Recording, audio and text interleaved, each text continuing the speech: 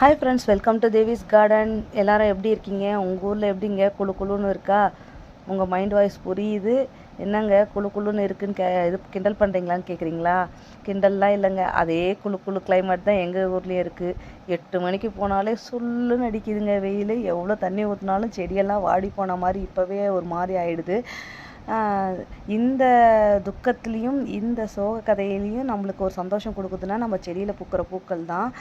இதெல்லாம் என் கார்டனில் வச்சுருக்க நான் மல்லி வகைகள். நான் ஒன்று ஒன்றா என்னென்ன மல்லின்னு சொல்கிறேன். இது ஒத்தடுக்கு மல்லி.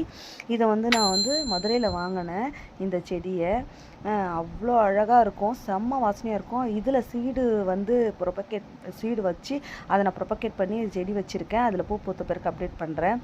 இது 2 அடுக்கு மல்லி. இதுவும் செம்ம வாசனையாக இருக்குங்க. மல்லினாலே வாசனை, இவ்வளோ மல்லி பூத்தா எப்படி இருக்கும் கார்டன் யோசிச்சு பாருங்கள்.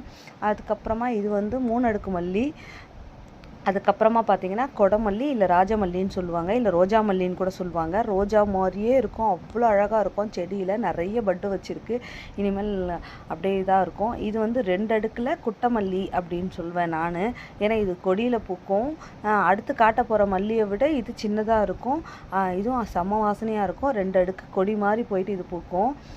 அடுத்ததான் நம்ம இப்போ பார்க்குறது ராமேஸ்வர மல்லி. எவ்வளோ பெருசாக இருக்குது பாருங்கள். இது ரோஜா மல்லி ஒன்று காமிச்சேன் இல்லையா, கொடமல்லி, அதே மாதிரி இது பெருசாக இருக்கும். அதை விடவே இது பெருசாக இருக்கும். இது ஒரு பூ வச்சாலே போகும், அவ்வளோ ரோஸ் மாதிரி இருக்கும், ஒயிட் ரோஸ் போலவே. அப்புறம் இருவாச்சி மல்லி. இது எல்லாருக்குமே தெரிஞ்சிருக்கும். நிறைய பேருக்கு ராமேஸ்வர மல்லிக்கும் இருவாச்சி மல்லிக்கும் என்ன டிஃப்ரென்ஸுன்னு கேட்குறீங்க.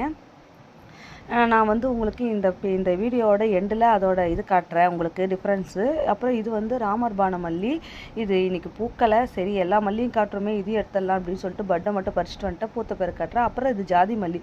ஜாதி மல்லியில் என்ன டிஃப்ரென்ஸுன்னு பார்க்குறீங்களா? என்கிட்ட 2 வகை ஜாதி மல்லி இருக்குது.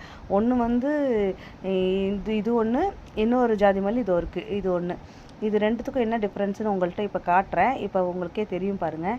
ஒன்று வெள்ளை கலர் ஜாதி மல்லி, இன்னொன்று பர்பிள், அதாவது புளியம்பூ கலரில் இருக்கும், ஒரு மாதிரி பர்பிள் ஷேட் வந்திருக்கும். பார்க்குறவங்களுக்கு தெரியுதுங்களா? கிட்ட காட்டுறேன்.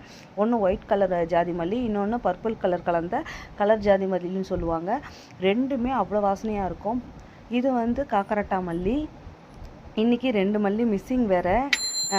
ஒன்று கலர் காக்கட்டா மல்லியும் இன்னொரு மல்லி ஒரு வகை மிஸ் ஆகிடுச்சு. இது நித்திய மல்லி. ஈவினிங் டைமில் பூக்கும். நிறைய பேர் வீட்டில் வச்சுருப்பீங்க கண்டிப்பாக. இது நித்திய மல்லி. அதுக்கப்புறம் இது பொடி முல்லைன்னு சொல்லுவாங்க. எங்கள் ஊர் சைட்லலாம் இது ரொம்ப ஃபேமஸ். இந்த கடலூர், சிதம்பரம் சைட்லலாம் இந்த பொடி முல்லை ரொம்ப ஃபேமஸ்ஸு. செம்ம வாசனையாக இருக்குங்க. நார்மல் முல்லையை விட இந்த முல்லை அவ்வளோ வாசனையாக இருக்கும். குட்டையாக இருக்கும், குட்டி குட்டியாக தான் முல்லைப்பூ பூக்கும். இதெல்லாம் எங்கள்